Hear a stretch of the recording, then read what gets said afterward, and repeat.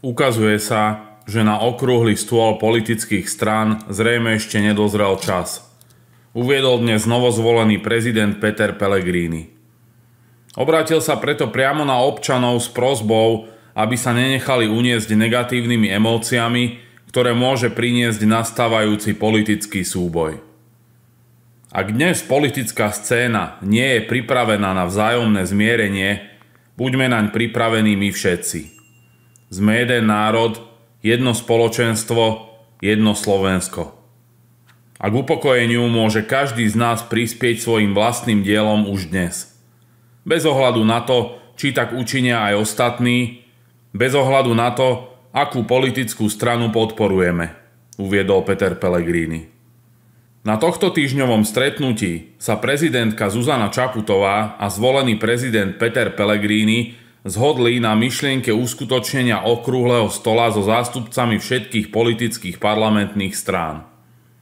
Účelom tohto stretnutia malo byť len jedno: pokúsiť sa dospieť k dohode na základných pravidlách slušného politického správania sa a vyzvať svojich voličov na zdržanlivosť a upokojenie.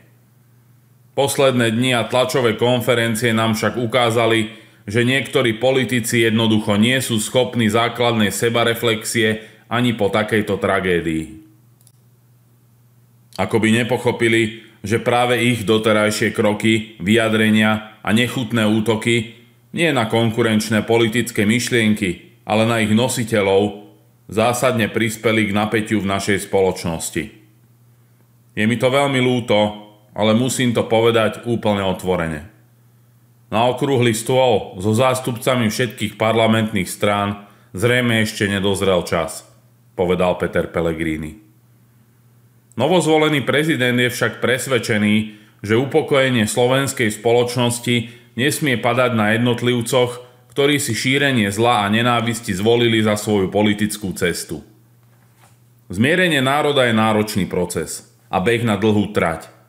A ja vás chcem ubezpečiť, že som pripravený všetkými silami prispieť k tomu, aby bol tento zápas nakoniec pre Slovensko víťazným.